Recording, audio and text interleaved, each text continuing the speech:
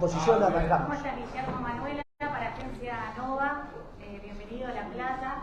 Gracias. En realidad, en principio, consultarte si nos podés brindar algunos detalles y ampliar con respecto a la presentación que vas a hacer de este programa económico en un momento bastante complejo que está atravesando nuestro país. Y si hay posibilidades en algún momento de sentarse con Cristina para planteárselo también. Mira, la semana pasada hubo algunas declaraciones relevantes de economistas vinculadas a Cristina que tienen que ver con unas presentaciones públicas en términos de medios, un reportaje muy ilustrativo entre Berkovich, C5N. Digo porque hay que citar los medios porque ahí se va entendiendo. C5N, Berkovich y Álvarez Agis, donde Álvarez Agis lo que terminó haciendo es cerrando el circuito. A mi hermana ahí. Quédense.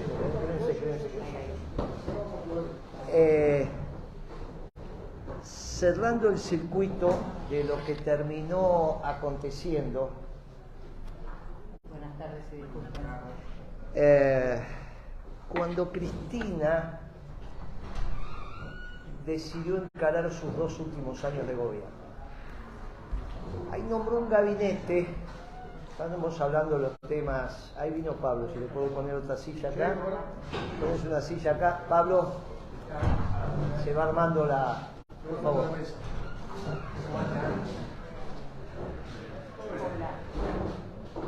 Bueno,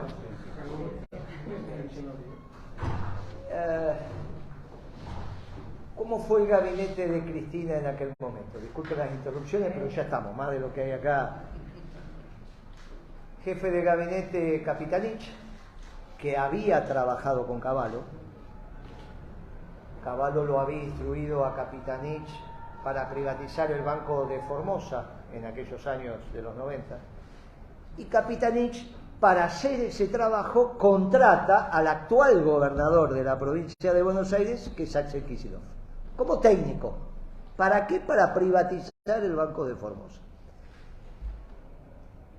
Uno jefe de gabinete, el otro ministro de Economía y viceministro de Economía, Álvarez Agis, que venía de ser un técnico a cargo, como empleado, de la empresa Edenor, a la sazón bajo la tutela de Midling, como accionista controlante. ¿Por qué cuento esto? Porque Álvarez Agis, en ese programa de C5N, dice: hay que devaluar, lo mismo que hicieron oportunamente en enero del 14, si bien le echaron la culpa a Aranguren, si ustedes se acordarán, fue una decisión voluntaria de Axel Kicillof, Álvarez Agis y Capitanich. Después se supo la verdad. Álvarez Agis dice: volvamos a devaluar. No dice el monto, cuánto, el porcentaje, pero sí dice: los salarios los vamos a incrementar más que la devaluación. Pero lo vamos a hacer por decreto. No le vamos a dar participación al movimiento obrero organizado. Porque hay dirigentes sindicales que discuten a la baja, dirigentes sindicales que discuten al alza. Una barrabasada, digamos. Un técnico explicándole el rol al movimiento obrero organizado, que es la columna vertebral del peronismo. Pero esto no es menor. No es una jactancia de intelectuales lo que hace Álvarez Agis. Es una decisión política de qué hacemos con el movimiento obrero. Y finalmente, acá viene lo más relevante, dice: vamos a aumentar las tarifas por encima de los salarios y por encima de la devaluación.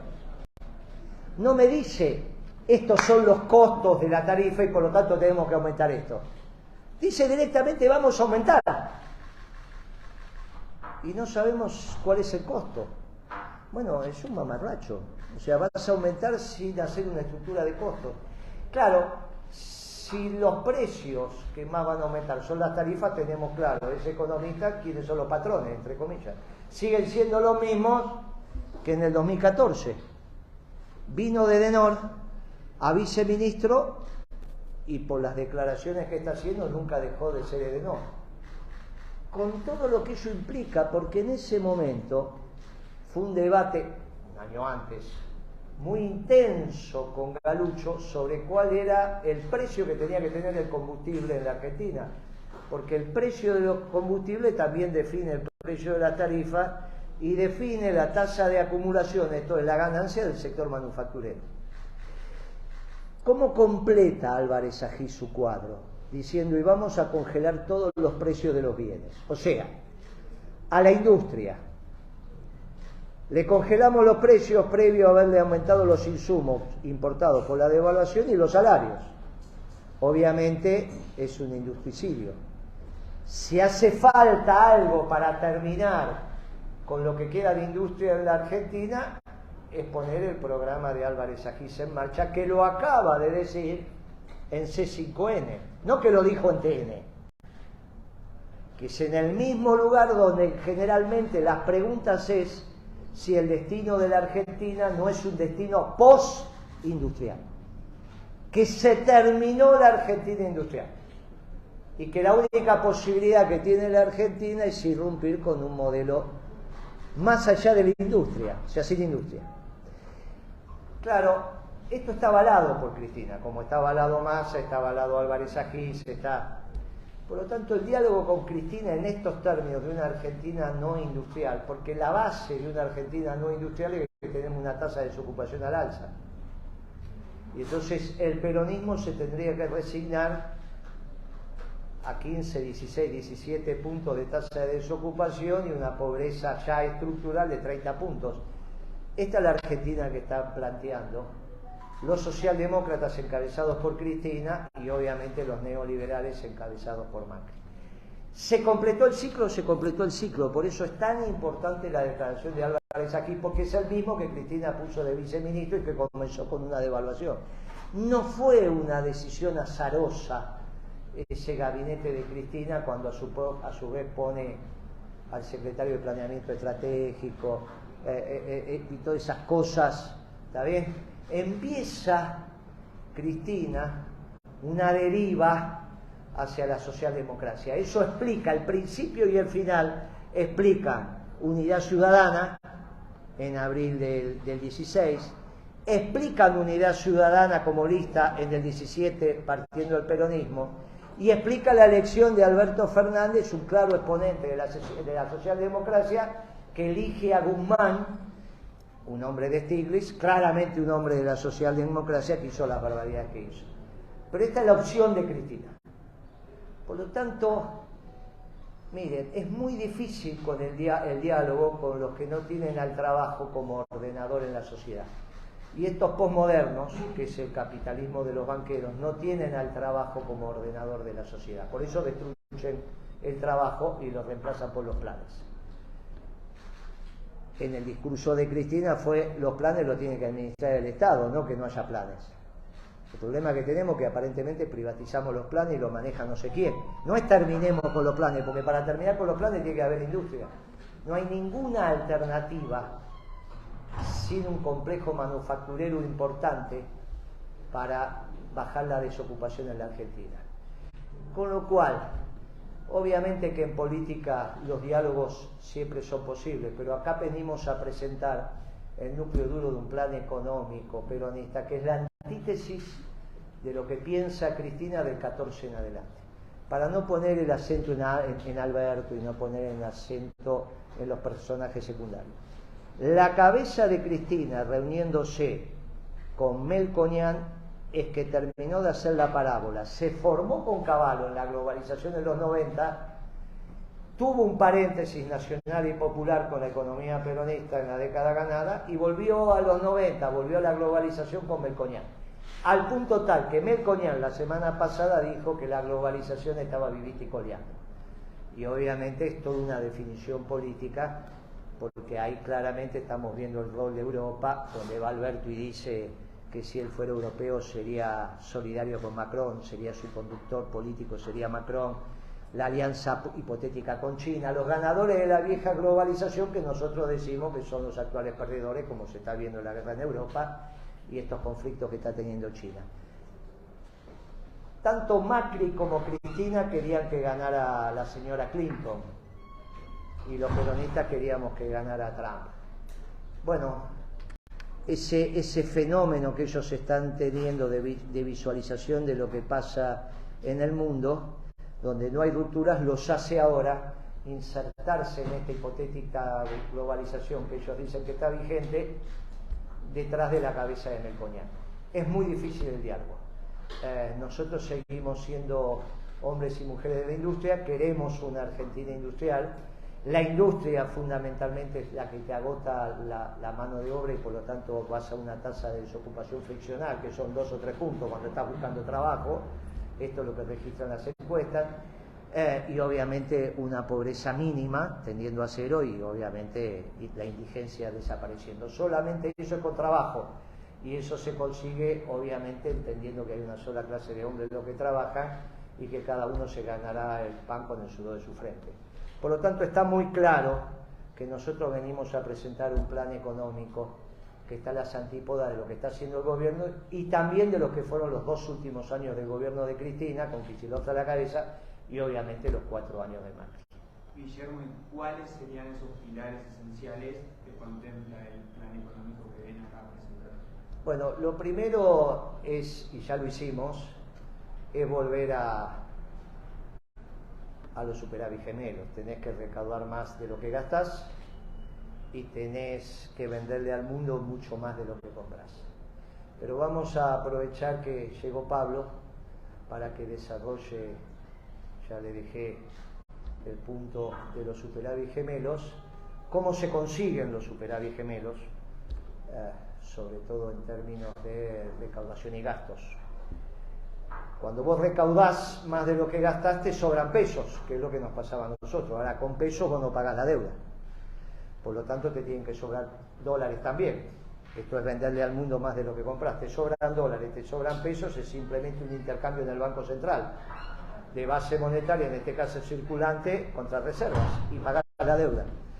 Lógicamente que es sencillo hacerlo. Ahora le dejamos a Pablo que con su clásico poder de convencimiento y de pedagógico nos explique cómo llegamos al superávit fiscal primario. Digamos, en absoluta síntesis, porque creo que nos están esperando, ¿no?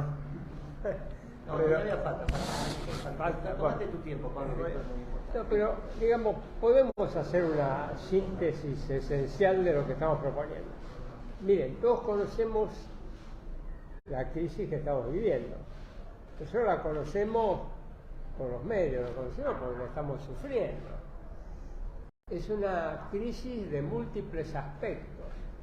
Tenemos una crisis en el sector público, una crisis en el sector externo, tenemos una crisis monetaria, tenemos una crisis de crecimiento económico, el país está en decadencia y tenemos una inflación extraordinaria.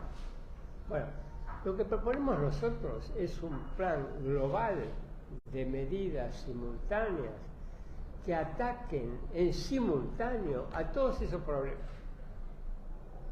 que le den respuesta a todos esos problemas. Algunos dirán que es medio fantasioso. ¿Cómo se logra? No es fantasioso. Es un imperativo de la realidad. Si la Argentina no instituye un plan que ataque en simultáneo a todos los problemas, a los de la pobreza, a los de la marginación, a los problemas de los superávit gemelos, a los problemas monetarios, si no lo hace, no tenemos destino. Y es posible el plan, es absolutamente posible. Miren, es probable que alguno diga, bueno, la ciencia económica no permite tamaña cuestión. La ciencia económica no tiene nada que ver con esto, sirve como fundamento. Pero estamos hablando de política económica, no estamos hablando de hacer una teoría o un diagnóstico, porque ya los tenemos. Cada medida, son muchas las medidas de este plan. Yo para ejemplificar digo que son 50. ¿Qué quiere decir? Son muchas. Muy bien. Cada una de estas medidas está pensada no solo para el sector que corresponde, sino que tiene en la mente cómo eliminar la pobreza, cómo bajar la marginación, cómo imprimir el crecimiento económico, atacar la inflación. Todas las medidas forman un concierto. Ahora, un concierto, una orquesta, si no tiene una partitura no funciona. ¿No es cierto? Bueno, ¿saben cuál es la partitura de un plan de este tipo? La doctrina. Si no hay una doctrina, no se puede hacer un plan de este tipo. ¿Por qué? Y porque hay múltiples ministerios, el Banco Central. ¿Cómo hacemos para que que la sinfonía sea realmente una sinfonía? La doctrina es la que posibilita esto. Y es la doctrina peronista. Pues el chocolate por la noticia. Los muchachos peronistas hicieron un plan económico basado en la doctrina peronista. Y sí, es lógico, ¿no? Pero es muchísimo más que eso. La doctrina peronista es la que le da respuesta a las situaciones internacionales y nacionales. ¿Con quién compite la doctrina peronista como doctrina global? Y que no me digan que no haga falta una doctrina global, porque se estaría diciendo un disparate. ¿Con quién compite la doctrina peronista? Con el marxismo, con el comunismo. No compite, porque el comunismo ya ha demostrado, el socialismo de Estado ha demostrado su fracaso. El monopolio, la propiedad estatal de los medios de producción y la planificación central no funciona en ningún lado. ¿Y con quién compite? Con el neoliberalismo.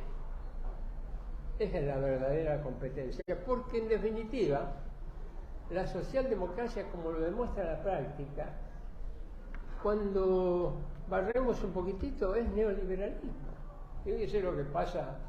¿A quién elige Boric en Chile como uno de sus principales mandamás en materia económica? El que venía del gobierno anterior. Y si ustedes quieren ver todos los casos, lo mismo. Lula también lo eligió, ahora todavía no sabemos, pero ya hizo un primer movimiento Lula, en la misma dirección. Su vicepresidente. ¿Eh? Su vicepresidente. Claro. Entonces, ¿con quién compite el peronismo? Con el neoliberalismo. Pero el neoliberalismo está, ¿cómo les puedo decir? Tiene una herida de muerte el neoliberalismo. El neoliberalismo, miren, la principal de las medidas donde el neoliberalismo se asienta es en la apertura irrestricta de la economía y de las finanzas. Esto parecía funcionar en un mundo global, donde todo el mundo era parejo y parecía que había reglas de juego muy lindas para todo el mundo. Pero un mundo donde se descorrió el velo y todos los países persiguen sus propios intereses nacionales, decir, bueno, yo no tengo ningún interés en lo que es el comercio exterior argentino, que cada cual se arregle, ¿y qué? Es meter los mártires en el Coliseo Romano. Bueno, esa imposibilidad del neoliberalismo hace que ya hay que hacer un esfuerzo extraordinario para pensar que puede ser solución a los problemas económicos nacionales. No lo fue, no lo es, ni lo será. Y así lo demuestra la experiencia. Martínez de Oz, Cavallo, Macri, no dejaron un país floreciente y un país sin problemas económicos, lo agravaron. Y bueno, esta es la situación actual. Por eso, este plan económico, basado en los superávit gemelos, pero superávit gemelos no de cualquier manera obtenido. Por ejemplo, decir, bueno, a ver la situación fiscal, ¿cómo hacemos para que haya un superávit fiscal? Y bueno, hagámoslos los tontos, miremos para otro lado y hagamos lo que están haciendo ahora, bajemos las remuneraciones de los jubilados. ¿Qué les parece? No es de cualquier manera que hay que lograr ese superávit. Por eso una de las medidas fundamentales, ¿de dónde sale la plata? Una de las medidas fundamentales, como hace un tiempo lo dijo Guillermo, yo tardé en convencerme, ahora estoy absolutamente convencido de eso, hay dos sectores en la economía argentina que son rentísticos. ¿Qué quiere decir que son rentísticos? Poderosamente rentísticos en la economía. ¿Qué quiere decir? Que no le agregan a la producción, sino que sacan de la producción. Son los propietarios de la tierra, en el núcleo de la pampa húmeda, y los que explotan el petróleo y el gas, y la minería. Muy bien. De ahí debe salir la plata y de ahí decimos nosotros que tiene que salir. En el caso concreto de los propietarios del núcleo de tierra del núcleo de la pampa húmeda, decimos nueva ley de alquileres o de arrendamiento, se baja sustancialmente, simplemente se baja sustancialmente, pero estarían cobrando lo que cobrarían con esa inversión de capital en el extranjero acá. Eso baja fuertemente, igual que vender, digamos, la energía, los costos de producción, baja sustancialmente los costos para el sector agropecuario, para los productores. Y ustedes tienen ahí extraordinarios ingresos fiscales y al mismo tiempo, ¿por qué? Porque le ponemos retenciones, pero las retenciones no afectan al productor agropecuario, y al mismo tiempo baja el precio de la comida y baja el precio de la energía. Bueno, acá tenemos el combo, hay otras medidas. ¿Con el FMI? ¿Con el FMI? Miren, este acuerdo que tenemos es un acuerdo que no sirve para nada. Hay que liquidarlo. ¿Cómo se liquida? Cuando se le presenta un plan concreto al Fondo Monetario. Dice, ¿cómo te voy a pagar, Fondo Monetario? Te voy a pagar de la siguiente manera. ¿Y cómo me vas a pagar de la siguiente manera? Con lo que vamos a gravar a los propietarios de tierra de la pampa húmeda. Cuando usted le dice al acreedor, mire, yo le voy a pagar así, y está demostrado que le voy a pagar, bueno, el acreedor no tiene derecho a seguir diciéndole, sí, pero usted tiene que hacer esto o aquello. No, a mí no tiene. Yo te digo cómo te voy a pagar y así te voy a pagar. El Fondo Monetario va a aceptar eso. Este acuerdo con el Fondo Monetario está mal hecho técnicamente. Esto es importante entenderlo y comprenderlo. El ministro Guzmán, que fue elegido porque aparentemente era uno de los científicos que integraban el gobierno tal cual lo definió el presidente, no formuló correctamente el contrato de mutuo con el fondo. Si ese contrato de mutuo se cumple, la Argentina termina como el 2001. Y si no se cumple, termina como el 89, con hiperinflación. Por lo tanto hay que cambiarlo. La manera de cambiarlo es, como dijo Pablo, diciendo con precisión de dónde va a salir el dinero para honrar los compromisos del sector externo, empezando con el Fondo Monetario. Como dijo Pablo, primero la ley de arrendamientos baja los costos del productor. Hay que entender que en la zona núcleo de la pampa húmeda no hay capitalismo moderno, sino prácticamente un sector feudal. Los dueños de la tierra le dan a los siervos de la gleba, que son los productores, la tierra para que la trabajen, y el siervo de la gleba le daba al señor feudal la mitad de la producción. Bueno, ahora pasa lo mismo. Entre el 40 y 50% de la producción se llevan los dueños de la tierra. Pero a su vez nosotros somos peronistas, no somos marxistas, no tenemos ningún inconveniente con la propiedad privada.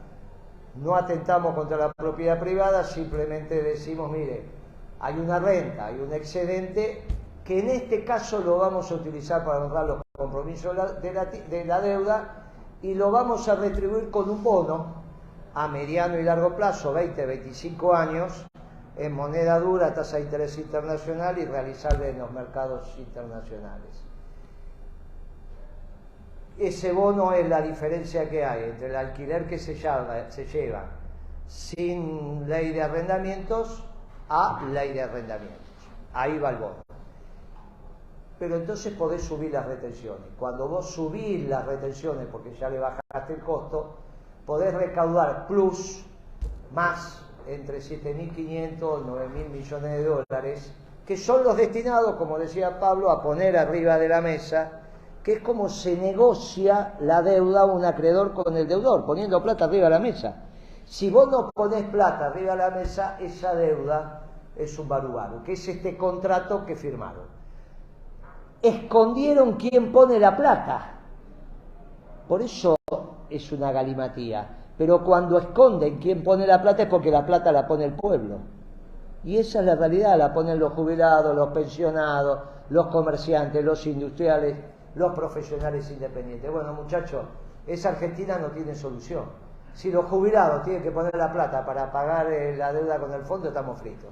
¿Quién tiene que poner la plata? Las 1000 familias de la zona núcleo de la Pampa Húmeda, que son los terratenientes. Esta es una propuesta que nosotros hemos desarrollado el plan económico, y con eso tenés el superávit fiscal primario y obviamente el superávit comercial. Ya demostramos cómo se puede hacer, un tipo de cambio competitivo con la Administración de Comercio Exterior, etcétera, etcétera. Teniendo excedente de dólar, excedente de pesos, la Argentina puede volver a crecer, porque el crecimiento no es, como dice la socialdemocracia, producto del compromiso del Estado inversor, sino del sector privado inversor, que fue como hicimos la década ganada. Si nosotros teníamos superávit fiscal es porque recaudábamos más de lo que gastábamos. Y entonces, ¿cómo crecía la economía? Crecía porque invertía el sector privado, es lo que vamos a volver a hacer. ¿Crees que están dadas las condiciones políticas para que un proyecto de negociación con el fondo se avale en el Congreso de ese proyecto? Mira, con esto vamos cerrando porque es una pregunta que, bueno, la última carta que escribe Perón preso, ya estaba, lo habían puesto en Martín García, y Carrillo, que era el médico, lo lleva al hospital militar. Es una carta dirigida a Eva, donde le dice: negrita, cariñosamente le decía negrita, cuando salga de acá nos vamos a casar, nos vamos de luna de miel. Para mí terminó la vida pública, ya hice lo que tenía que hacer. Mientras Perón firmaba esa carta, el pueblo estaba haciendo el peronismo. Mientras Perón firmaba esa carta, el pueblo estaba haciendo el milagro del peronismo. Nosotros tenemos que hacer lo que tenemos que hacer. Después el pueblo sabrá qué es lo que milagrosamente tiene o no tiene que hacer, pero dirá: no es nuestro tiempo. Como dijo Jesucristo también: ¿qué querés que haga, mujer? No es mi tiempo. No, él, que era Dios, no sabía que era su tiempo. Mirá si vamos a ver nosotros si es nuestro tiempo. Nosotros hacemos lo que tenemos que hacer. El pueblo decidirá. Por eso somos hombres y mujeres de la creación. Bien, por último, preguntarte, para los peronistas el lema era "Pará de no Perón". Y hoy vemos funcionarios y dirigentes gremiales semana a semana sacándose fotos con el embajador yanqui. ¿A qué se debe esto? Bueno, lo que pasa es que ese era el mundo de la Guerra Fría. Después vino el mundo de la globalización, y ahora tenemos a los ingleses en Malvinas consolidando una base militar con aptitud nuclear,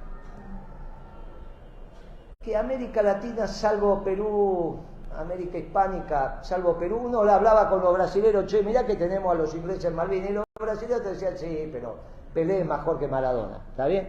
Vos le decías: mirá, no, pero Pelé mejor Maradona, está bien. A buen entendedor, pocas palabras. Hasta hace un año, donde Macron, que es el referente de Alberto Fernández, dijo que el Amazonas es un lugar muy importante del mundo para que lo administre Brasil. Declaración que repitió Petro, el socialdemócrata Petro, hoy presidente en Colombia, y lo dijo siendo presidente. Con lo cual, Petro pidió en la última Asamblea General de las Naciones Unidas en Nueva York que una fuerza multinacional se hiciera cargo del Amazonas, porque también era demasiado para los brasileños. Ahí los brasileños empezaron a llamar y empezaron a decir: che, ustedes tienen a los ingleses en Malvinas y a nosotros se nos vienen los franceses, con el argumento de la Guayana francesa. Pero en realidad eso estuvo toda la vida, y ahora, porque es el lugar, casi el espacio vital de los franceses. ¿A dónde van a ir los franceses? En Europa no pueden, todo el resto es ruso o norteamericano, si no es chino. ¿A dónde van a ir? Al Amazonas. ¿A dónde van los ingleses? A la Antártida, por eso quieren. Bueno, esta contradicción que tenemos en América nos hace a nosotros volver a decir América para los americanos. Que los norteamericanos presupongan que americanos son solo ellos es una desviación, Nosotros decimos, la doctrina Monroe es América para los americanos. Ni los franceses son americanos, ni los ingleses son americanos. En ese esquema, por primera vez desde la existencia de la Argentina y Brasil, hay una mirada e intereses comunes sobre el Atlántico Sur entre Brasil y Argentina. Eso es extraordinario. La gesta sanmartinana, que era el eje Buenos Aires, Lima, Bogotá, Caracas, era rodeando a Brasil, por obvias razones. Pero ahora vuelve a ser la gesta sanmartiniana, en términos sobre todo de integración de la manufactura argentina, pero también hay una mirada común con Brasil sobre el Atlántico por primera vez. Si bien no somos economías complementarias, somos economías competitivas con los brasileros, ellos tienen industria, nosotros también, tienen soja, nosotros también, tienen maíz, nosotros también, tienen carne, nosotros también, y hay una rivalidad, hay un destino común que nos acompaña, que es evitar que vengan los franceses y que los ingleses no devuelvan las Malvinas. Por lo tanto, en América, para los americanos también se sistematiza lo que estamos viendo. Las contradicciones en este mundo tendiendo al nacionalismo también tiene que ver con que los obreros de la industria automotriz mexicana son más trumpistas que los propios, que el gobierno norteamericano, que el gobierno mexicano, porque Trump es el que dijo: México me va a seguir vendiendo autos si los obreros mexicanos ganan lo mismo que los obreros norteamericanos en la industria automotriz, no los chinos, que te venden el auto y te bajan el costo medio salarial, te lo bajan. Donde llegan los chinos se destruye el salario real. Por eso es un error de esta progresía, es un error garrafal.